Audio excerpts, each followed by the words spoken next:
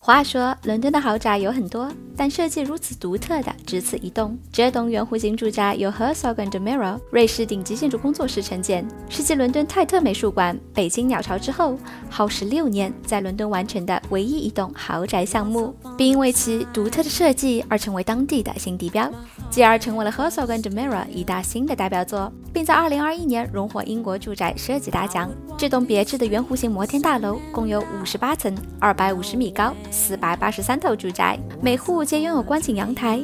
整栋公寓的3种产品依托建筑本身，创造了3种不同的居住方式。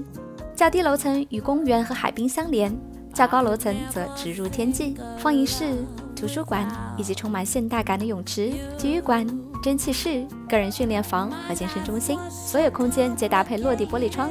让住户在平凡的日常之间也能品味花园水色的绝美景观。